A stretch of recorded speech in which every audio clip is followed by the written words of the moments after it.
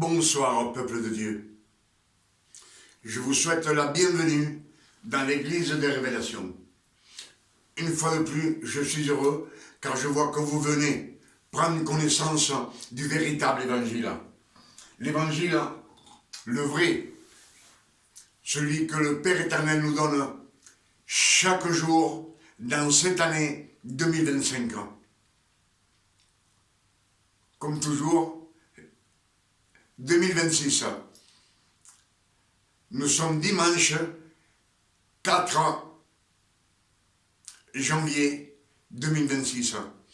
Et je vous dis, je suis heureux, car je vois que vous venez prendre connaissance presque chaque jour. C'est pour cela que je vous appelle à venir chaque jour prendre connaissance du véritable évangile. Dans cette année 2026, le Père éternel nous a ouvert les portes du ciel afin de recevoir le vrai évangile, celui qui nous mènera vers le chemin qui mène à la gloire de Dieu, de notre Père éternel. Amen. Alors je vous demande d'être attentif à ce qu'on va lire. Comme je vous le dis toujours, les révélations viennent des Saintes Écritures. Quand vous lisez la Bible, les Saintes Écritures, c'est le Père éternel, c'est Dieu lui-même qui vous parle. C'est écrit dans Jean 1, verset 1, qui nous dit « Au commencement était la parole, et la parole était avec Dieu, et la parole était Dieu, Dieu lui-même. Et tout a été créé par la parole de Dieu, par personne d'autre. » Et Jean 1, verset 14 nous dit que la parole a été faite chair.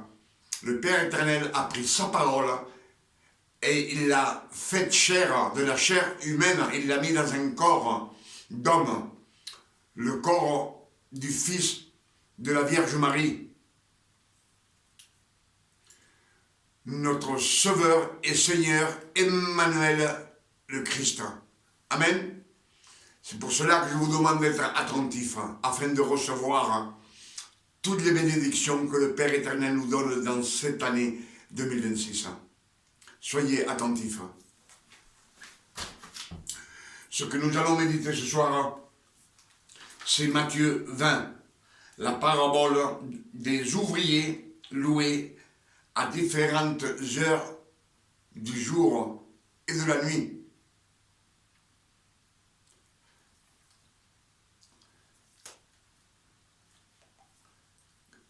Matthieu 20, verset 1 nous dit « Car le royaume des cieux est semblable à un maître de maison qui est sorti dès le matin afin de louer des ouvriers pour sa vigne. » Pour sa vigne.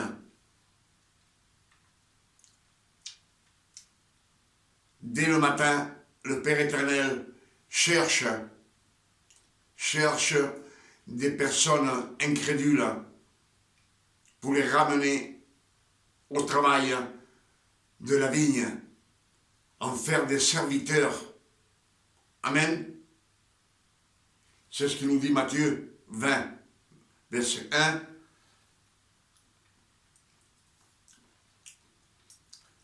Et le verset 2 nous dit, il convainc avec eux d'un denier par jour.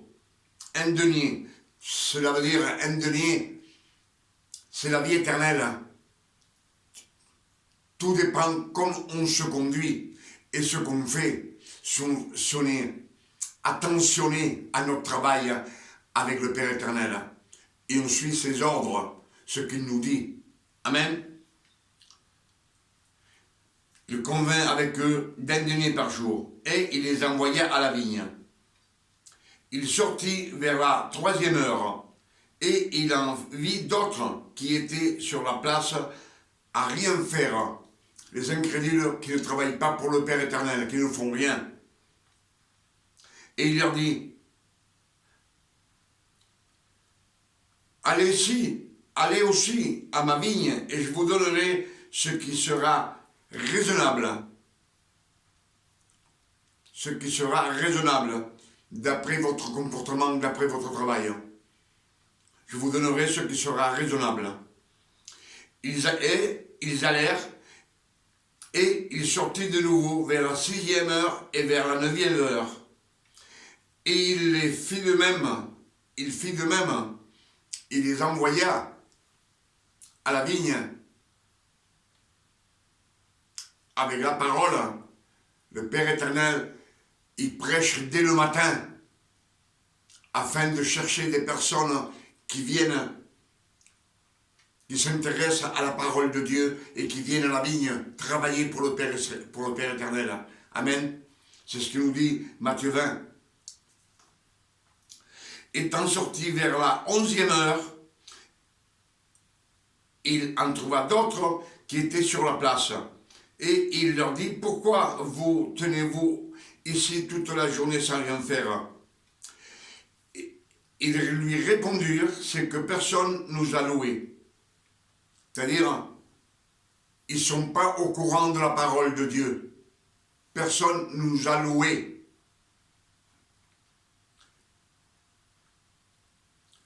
Et le Père éternel dit, le maître de la vigne, le Père éternel dit, allez à ma vigne.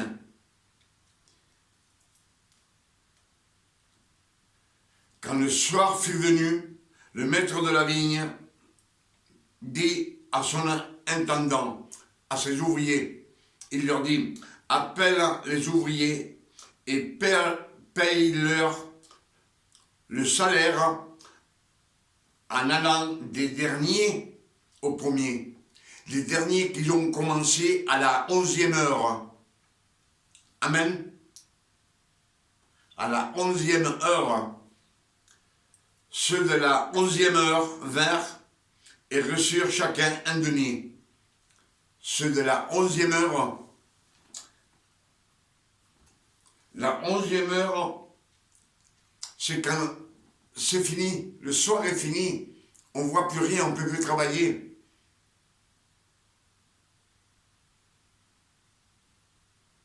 À l'époque, ils comptaient les heures 3 par 3. La première heure, 3 heures du matin. La deuxième heure, 6 heures. La troisième heure, 9 heures du matin. La quatrième heure, midi. La 5e heure, c'était 15 heures. La 5e heure, c'était 15 heures. C'est où le Christ a expiré, qui est mort. Amen. Ceux de la 11e heure vinrent et reçurent chacun un denier. Les premiers qui ont commencé à travailler dès le matin vinrent. Ensuite, croyant recevoir davantage, mais ils reçurent aussi chacun un denier. En le recevant, ils murmurèrent contre le maître de la maison. Ils dirent, ces derniers n'ont travaillé qu'1 heure, et tu les as traités à l'égal de nous qui avons supporté la fatigue du jour et la chaleur. Le maître de maison répondit à l'un d'eux, « Mon ami, je ne te fais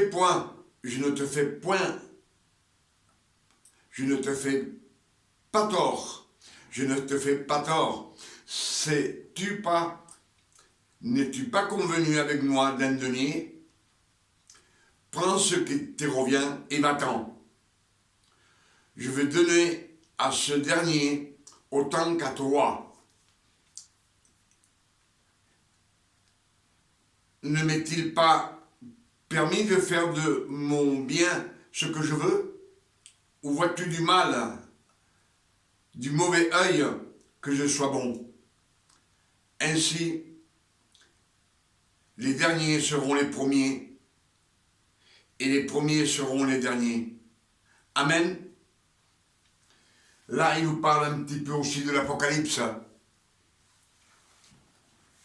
savez, quand il nous parle des heures, ils nous disent que les heures, anciennement, on comptait tous les 3 heures. Mais tout dépendait l'été ou l'hiver. On sait que l'été, la journée finit, le soleil, à 10 heures, il y a encore du soleil. Et en hiver, à 5 heures, on n'a plus de soleil, il fait nuit. C'est pour cela que le Père éternel, il est sorti vers 6 heures du matin, à la première heure. Il est sorti à la deuxième heure. C'est-à-dire à 6 heures du matin. Il est sorti à la troisième heure, à 9 heures du matin. Il est sorti à 15 heures. 15 heures de l'après-midi. 15 heures, c'est l'après-midi. 6 heures, c'est 18 heures. 9 heures, c'est 21 heures. Et 11 heures, c'est 24 heures, c'est minuit. Mais donc, on ne peut pas calculer comme eux à l'époque. Mais moi, j'ai fait un petit détail par rapport à tous les 3 heures. Si le Christ a été crucifié à la troisième heure, et dans les Écritures, ils nous disent que c'est 9 heures du matin, la troisième heure. La quatrième heure ça doit être midi. Midi, la pleine journée. Et la cinquième heure, c'est 15 heures de l'après-midi. C'est où le Christ a rendu l'âme. Il est mort. Amen. Donc, ce qu'on nous dit ici, c'est un petit peu comme dans l'Apocalypse. Tout le monde attend l'Apocalypse.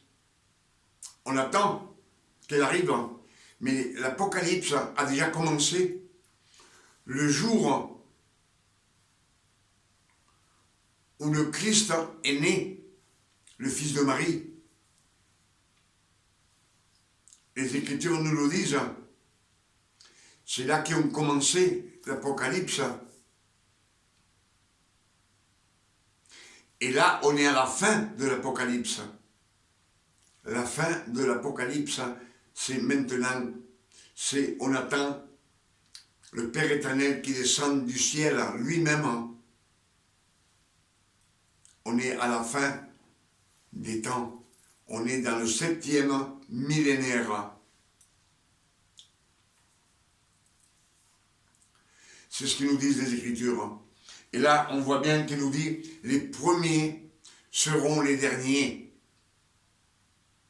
Les premiers seront les derniers. On voit bien que c'est les Juifs. Les premiers, ce sont ceux qui ont reçu les 613 commandements, qui sont toujours sous la loi de Moïse. Amen. Et les derniers qui sont arrivés, ils n'ont presque pas travaillé. Et le Père éternel leur a fait un don de grâce. Il les paye. Leur paye à eux, c'est la couronne de vie. Comme tous ceux qui ont commencé, comme on peut imaginer, 6 heures du matin, avec toute la chaleur, ils ont travaillé. Et les derniers arrivés, ils ont travaillé. S'il est sorti vers la 11e heure, la 11e heure, cela représente minuit. Donc ils n'ont pas travaillé. Même 9 heures, en plein été, c'est 21 heures. La 6e heure, c'est 18 heures.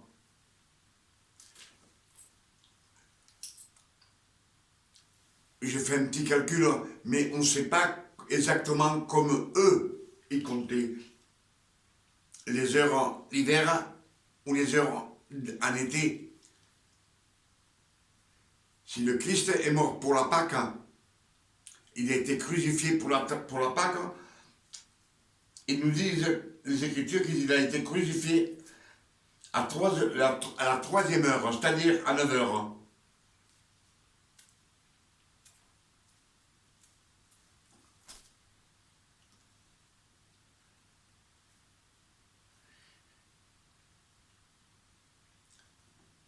Et à la cinquième heure, qui représente 15 heures de l'après-midi, 3 heures de l'après-midi, 15 heures, c'est le Christ a rendu l'âme, il est mort.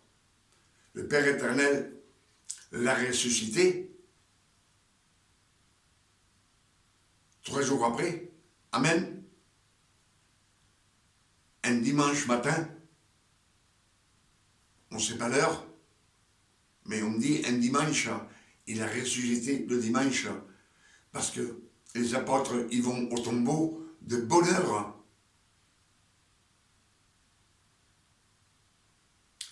Et il n'était plus dans le tombeau. Donc s'il a ressuscité, c'est possible qu'il ait ressuscité vers la première heure, à 3 heures du matin, ou à minuit, on ne sait pas. Mais ils nous disent que les premiers seront les derniers.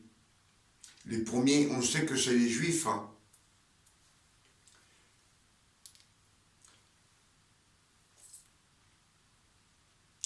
Ils vont avoir leur paye. La paye, cela veut dire la couronne de vie, la vie éternelle que le Christ nous donne par son précieux sang sur la croix. C'est pour cela que je vous dis à chaque fois, c'est tous ceux qui sont morts dans la loi, ils ne sont pas rentrés au ciel, à part ceux que le Père éternel a choisis, autant les hommes que les femmes qu'on a, ils sont nommés dans les Saintes Écritures. Amen. Ils nous disent bien les Écritures que le Père éternel les a choisis, il les a glorifiés et il les a bénis et glorifiés. Donc, tous ces hommes et ces femmes qui sont écrits, sont notés sur les Saintes Écritures, elles sont auprès de Dieu. Et après, à la résurrection du Christ, on nous dit bien que tous ceux qui sont morts en Christ, 1 Thessaloniciens 4, verset 16 nous le dit, le Père éternel lui-même nous enverra un signe, et à la voix d'un archange et au son de la trompette de Dieu, Dieu, il nous dit, il descendra du ciel. C'est Dieu lui-même qui descend du ciel. Et tous les morts en Christ, ressusciteront, pas le reste. Amen. Tous les morts en Christ et les fils de Dieu qui resteront, comme je vous le dis toujours, ici sur la terre, on est vivant. En un clin d'œil, on aura un corps incorruptible. On aura le même corps que quand le Christ a ressuscité. Pas avec tous les pouvoirs que le Christ avait, parce que ces pouvoirs, c'était pour nous sauver à nous, à la création, et pouvoir nous donner le don d'être adoptés comme fils. Mais le Père éternel nous dit, dans 1 Thessaloniciens 4, verset 16, que nous, qui sommes restés en un clin d'œil, nous aurons un corps incorruptible et nous rejoindrons les ressuscités en Christ et ensemble on partira dans les nuées du ciel avec le Père éternel pour toute l'éternité. Amen. Avec ce message qu'on a reçu ce soir dans cette année 2026, comme je le dis toujours, merci Père éternel. Que le nom du Père éternel soit béni, glorifié et sanctifié sur la terre comme au ciel.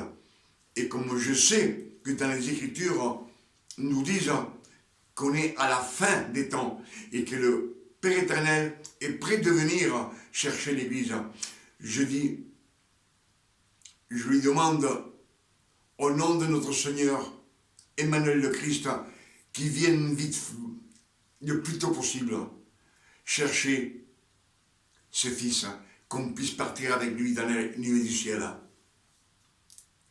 Le nom du Père éternel soit béni et glorifié. Et je demande aussi au Père éternel ce soir, au nom de notre Sauveur et Seigneur Emmanuel le Christ, qui nous donne une nuit de repos, de tranquillité, de paix, de santé, comme le Père éternel donne à ses fils, à tous ceux qui sont nés de nouveau, ceux qui sont adoptés comme fils. Les fils de Dieu, ce ne sont plus des disciples, ce ne sont plus des ouvriers, ni des serviteurs, ce sont des fils adoptés comme fils. Amen.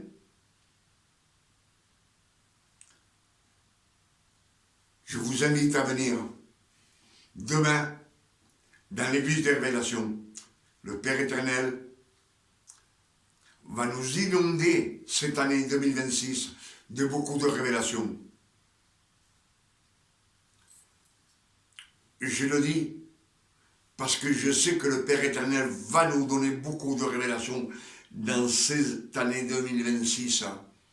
On l'attend qu'il vienne chercher l'Église.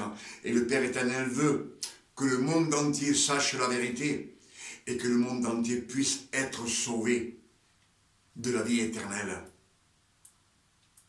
Amen. Que Dieu vous garde et que Dieu vous bénisse et qu'il vous donne beaucoup de révélations quand vous lisez les Saintes Écritures ou que vous écoutez les nouvelles révélations afin que vous puissiez les prêcher vous aussi, au monde entier. Parlez à des personnes que vous voyez dans la rue. Parlez-leur, c'est votre travail. Comme serviteur, comme diacre, comme chrétien, vous dites que vous êtes des fils de Dieu. Alors faites ce travail que le Père nous ordonne. C'est simplement de parler, de lancer la semence, afin que cette semence puisse croître dans des centaines de personnes. C'est ce que je demande au Père éternel chaque jour, qu'il me donne la sagesse et l'intelligence et qu'il m'aide dans mes prédications, dans mes messages, afin que je puisse avoir des révélations et les donner et les partager avec tout celui qui veut les entendre. Amen. Que Dieu vous garde et vous bénisse. À demain. Amen.